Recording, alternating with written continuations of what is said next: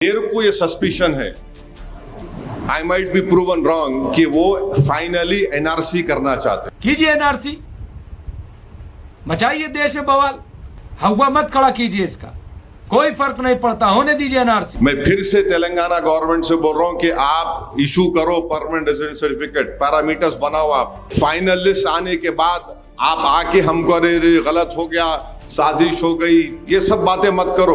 अभी ये time react करने का है। मैं कह रहा हूं एसआईआर हो, जनगणना हो, एनआरसी हो या यूसीसी, इसमें न तो इतना डरने की जरूरत है, न तो इतना घबराने की जरूरत है। ममता बनर्जी अपना इलेक्शन हार गई, स्टालिन अपना इलेक्शन हार गए, ममता बनर्जी तो अपना बूथ में इलेक्शन हार गई जहां घर था उसका।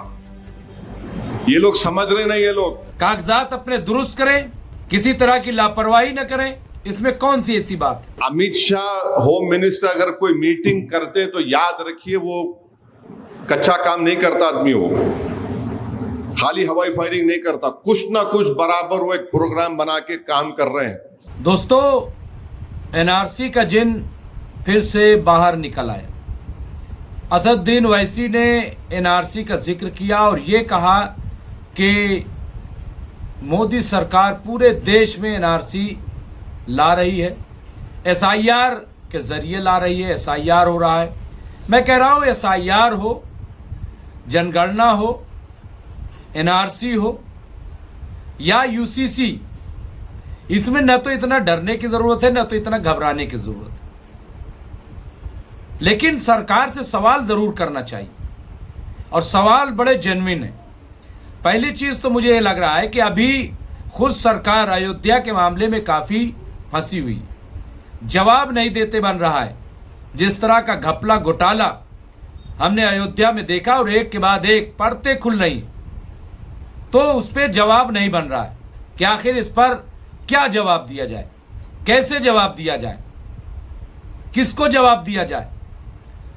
अलग अलग बहाने, कहीं कोई औकाफ में चोरी की बात कर रहा है, कहीं कोई कह रहा है कि साहब 20 लाख जो है वो अजमेर शरीफ दरगाह में चोरी हो गए, इस तरह की बातें। लेकिन हकीकत यह है कि अयोध्या के राम मंदिर में बड़ी चोरी हुई, डाका डाला गया है और पूरी सरकार, पूरी भाजपा, आरएसएस, ये सब कटघरे में खड़े।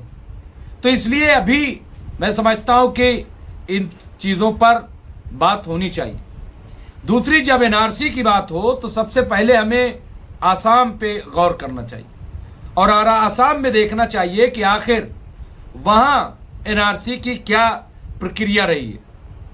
आप समझ लीजिए कि कम से कम 30-35 साल एनआरसी में लग गए, ना को चने चबाने पड़ गए वहां की सरकार को।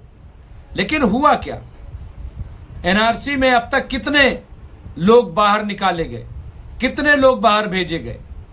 क्या कोई भेजा गया? नहीं भेजा गया। एनआरसी लागू हो पूरे देश में तो लागू कीजिए, इतना हवा खड़े करने की क्या जरूरत है। और असदुद्दीन ओवैसी साहब कह रहे हैं कि साहब पूरे देश में लागू, अरे लागू उनकी सरकार है, अगर वो लागू कर भी देगी तो इसमें हर्ज क्या है? इसका इतना खौफ क्यों पैदा किया जा रहा है, इतना टेरर पैदा? भाई जो उनको करना है वो कर रहे हैं। वो कह रहे हैं कि हमने अयोध्या में राम मंदिर बना दिया तो क्या हो गया, 370 उन्होंने खत्म कर दी तो क्या हो गया, रातों रात नोटबंदी कर दी तो क्या किसी ने कर लिया? सवाल ये नहीं है, सवाल ये है कि इनकी नीयत क्या है।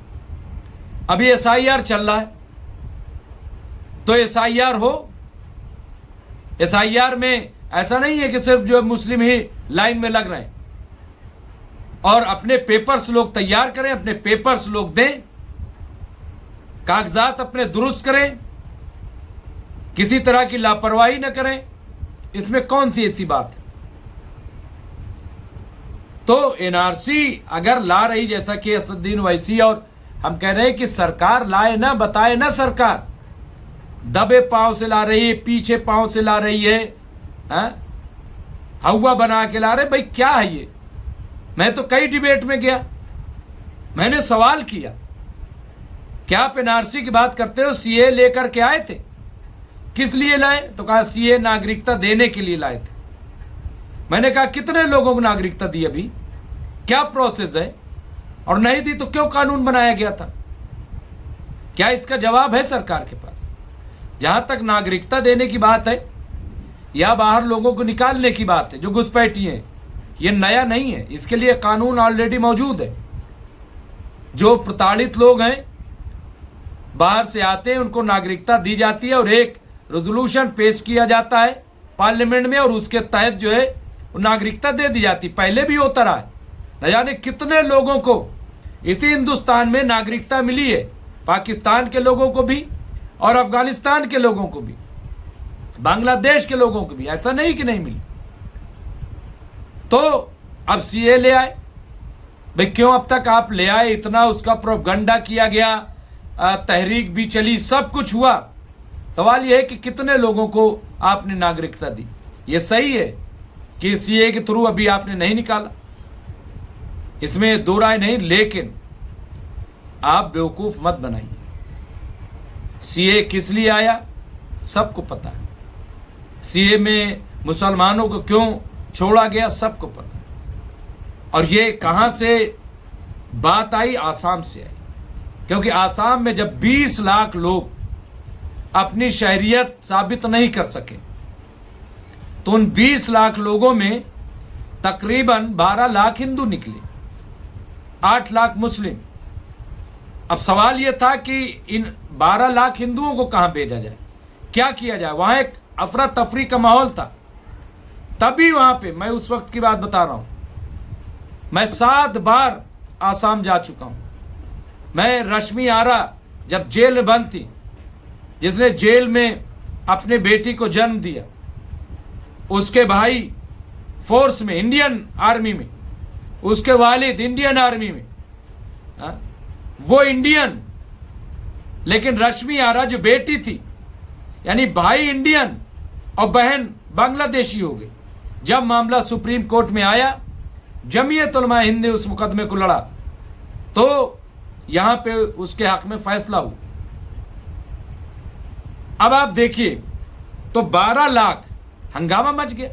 तब वहां पे आरएसएस ने बाकायदा ऐलान किया जाकर के कि घबराने की जरूरत नहीं है, आप इंडियन शहरी ही हो, आपको शहरियत दी जाएगी। और उसके बाद ये सीए का कानून लाया गया और उसमें मुस्लिमों को छोड़ दिया गया, बाकी सबको। यानी जब एनआरसी होगी देश में, तो जाहिर सी बात है न जाने कितने लोग ऐसे होंगे जो अपनी शहरियत साबित नहीं कर पाएंगे। आप बताइए, 50-60 साल पहले कौन जन्म प्रमाण पत्र अपना दे पाएगा? कहां से दे पाएगा? कैसे दे पाएगा? और कल अभी मैं बैठा था मोहम्मद अदीब साहब के पास, साबिक मेंबर पार्लियामेंट और आईएमसीआर के चेयरमैन, उनके पास एक 65 साल की खातून वहां पे आई और वो घबराई हुई थी, मुस्लिम नहीं है, घबराई हुई है। और एक सवाल बड़ा जेन्युइन, क्या अदीब साहब, क्या 65 साल बाद भी हमें अब साबित करना पड़ेगा कि हम इंडियन हैं? हमें कागज, हम तो अब इंडिया ही छोड़ के जाना चाहते, हम कहीं और चले जाएंगे, सब अपना बेच बाच के, नहीं रहेंगे इंडिया में। और कितने लोग, आप बताइए, चलिए मुस्लिम छोड़ दीजिए, हमारे SC ST, वो लोग, वो कहां से कागजात लाएंगे बताइए? कहां 50 साल पहले, 60 साल पहले रजिस्ट्रेशन होता था, जन्म प्रमाण पत्र बनता था। एक चीज अभी ये तय नहीं कर पाए कि भाई किसको प्रूफ मानोगे आप? पासपोर्ट भी प्रूफ नहीं रह गया, आपका वोटर ID कार्ड प्रूफ नहीं रह गया, कोई चीज, खेत कल्याण खतौनी प्रूफ, भाई क्या प्रूफ है? सिर्फ जन्म प्रमाण कहां बन रहे थे तब? तो एक परेशानी। और बाद में पहले जो भारतीय हैं उनको कहेंगे कि भारतीय नहीं है, और उसके बाद उसमें एहसान किया जाएगा उन भारतीयों पर कि जो साबित नहीं कर पाएंगे कि हम भारतीय हैं। एहसान ये किया जाएगा कि उन्हें नागरिकता दे दी जाएगी, लेकिन इसमें मुसलमानों को नहीं दी जाएगी। मुसलमानों को कहा जाएगा कि आप जहां दिल चाहे चले जाओ। हालांकि इतना आसान नहीं है, खेल तमाशा नहीं है ये एनआरसी। इसके भी अपने कुछ लॉज हैं। तो और यही वजह है कि सरकार जो है इसमें हाथ डालने से डर रही है, क्योंकि ये मधुमक्खी का छत्ता साबित होगा। तो अब सबसे पहले ये कि जो वाकई घुसपैठिए हैं, जिनका दावा आप करते हो, तो उन्हें निकालो, बाहर करो। हमेशा से निकालते रहे भाई। आप मोदी सरकार से ज्यादा तो मनमोहन सरकार ने निकाला था घुसपैठियों को बाहर, लेकिन तब इतना प्रोपगंडा नहीं था। आप प्रोपगंडा ज्यादा करते हो, काम कम करते हो। पूरे देश को लाइन में लगा रखा है आपने, हा? लेकिन आपको महंगाई से मतलब नहीं, आपको बेरोजगारी से मतलब नहीं, आपको एजुकेशन सिस्टम से लेना देना नहीं है। बात ही नहीं होती उस पे पेपर लीक हो रहे हैं। आपको डेवलपमेंट से मतलब नहीं। अभी आपने सड़कें बनाई हैं, हाईवेज बनाए, देखिए क्या हाल है। 30,000 करोड़ का हाईवे, 40,000 करोड़ का हाईवे, मालूम रास्ते, सड़कें फटी जा रही हैं, सड़कें फटी जा रही। भाई क्या है ये, है क्या ये? तो इसलिए मुझे लग रहा है कि पहले जो जरूरत है उस पर बात कीजिए आप, उसके बाद कोई बात कीजिए। करा ले दीजिए एनआरसी, लाने दीजिए, कीजिए एनआरसी, मचाइए देश में बवाल।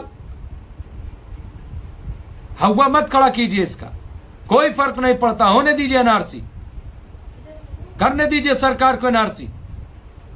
ले सरकार फैसला कि हम एनआरसी कर रहा हूं, खुल के करे सरकार, बैकडोर से क्यों करे एनआरसी। लोग दिखाएंगे अपने पेपर, बनवाएंगे अपने पेपर। शुक्रिया। और मेरे को ये सस्पिशन है, I might be proven wrong, कि वो फाइनली एनआरसी करना चाहते हैं, क्योंकि ये high level commission of inquiry है, रिटायर्ड सुप्रीम कोर्ट जज है। अब वो बोल रहे कि जहां पर अचानक आबादी बढ़ गई वो कहीं बाहर से तो नहीं आए, जहां पर अचानक हैबिटेशन बढ़ गया यानी इलाका बढ़ गया, नहीं हुआ। रिटायर्ड सुप्रीम कोर्ट जज को बिठाकर वजीर दाखिला मीटिंग ले रहे हैं। तो इसीलिए मैं कह रहा हूं सबसे, ये एसआईआर एक आसान काम नहीं है, और ये खुल के बोल रहा हूं, ये इंक्लूसिव एक्सरसाइज नहीं है, ये एक्सक्लूजन के लिए बनाया गया है। मगर हम क्या करेंगे, हमको करना है। सुप्रीम कोर्ट, आप जानते हैं सुप्रीम कोर्ट का जजमेंट लॉ बन जाता है। तो इसलिए हम तमाम को मिलकर ये काम करना बेहद जरूरी है। मैं फिर से तेलंगाना गवर्नमेंट से बोल रहा हूं कि आप इशू करो परमानेंट रेजिडेंट सर्टिफिकेट, पैरामीटर्स बनाओ। आप याद रखिए, अगर बाद में फाइनल लिस्ट आने के बाद आप आके हमको अरे गलत हो गया, साजिश हो गई, ये सब बातें मत करो। अभी ये टाइम रिएक्ट करने का है, कंस्ट्रक्टिव काम करने का है।